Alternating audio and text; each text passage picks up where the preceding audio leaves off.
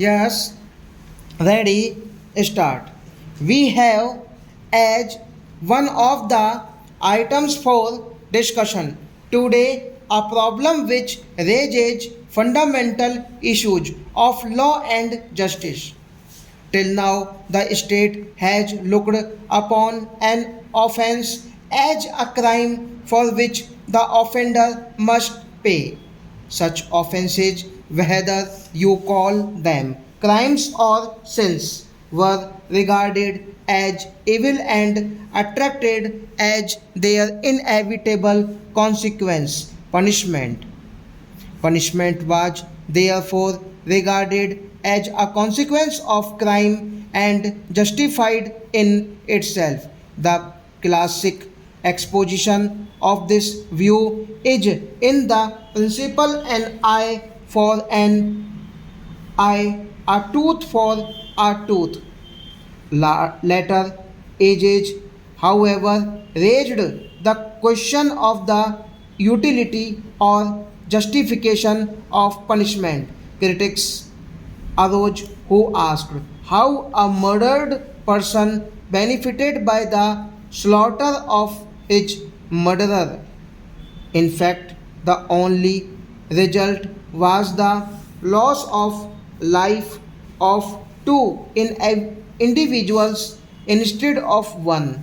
Punishment was therefore sought to be justified on grounds of its deterrent character, but even this did not satisfy critics who pointed out that, as a matter of fact, punishment did not deter.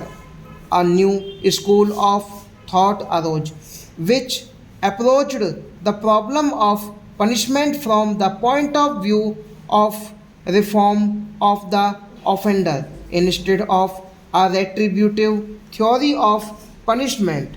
We thus find the emergence of an educative and reformatory theory of punishment. This dispute between the different theories of punishment has not yet been settled, but on one point there is almost unanimous agreement among both theorists and practical means of affairs. All agree that in the case of juveniles there must be a change of outlook with regard to punishment. For one thing, young persons without maturity of judgment cannot be held fully responsible for their actions. For another, experience has shown that confinement of such juveniles in jails confirms them into criminals. In fact, children who may have committed some crime through want of knowledge or on the impulse of the moment become habitual crimes if they are once sent to jail. Recognition of this fact has led many countries to provide separate establishments for juveniles. In India, we have had reformatories and houses of coercion in different provinces, but it must be admitted that even these have only fully meet the purpose. The provision of such reformatories or juvenile jails has no doubt separated the juvenile offenders from the confirmed criminals, but as they themselves have been miniature jails, the educative aspect has not found the emphasis. The position with regard to the care and management of juvenile delinquents is thus obviously unsatisfactory. In the first place, not all the provinces that have children's acts on their statute books are working them adequately. The work is chiefly confined to bigger cities and even there it leaves much to be desired.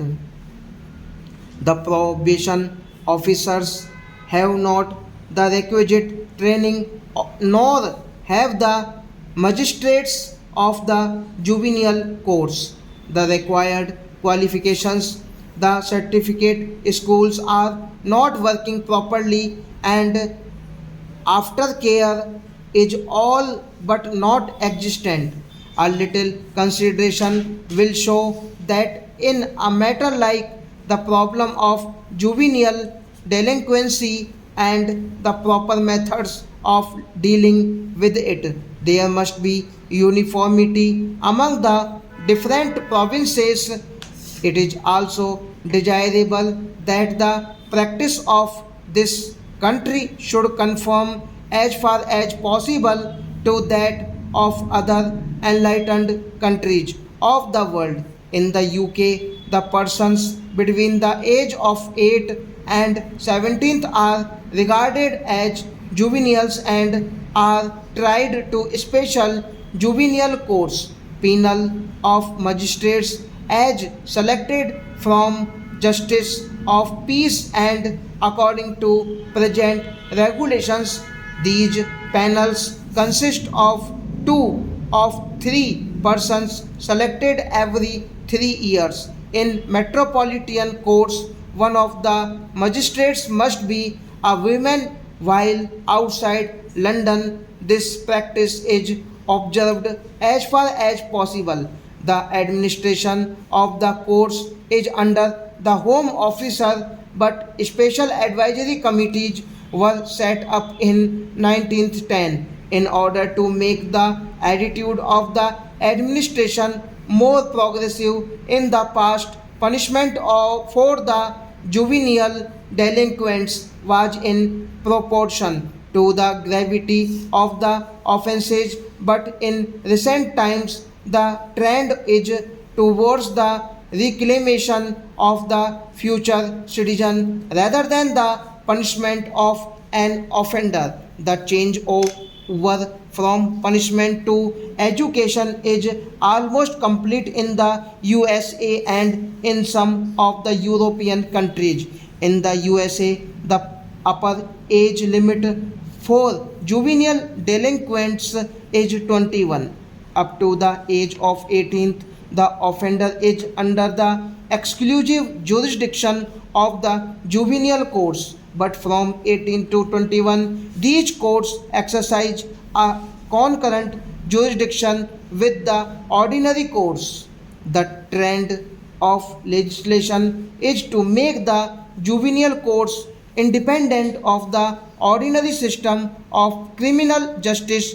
In addition to the special magistrates, the USA provides for referees to assist in the hearing and disposition of the cases. Where the delinquent is a girl, it is the practice to associate a properly qualified women referee with the court.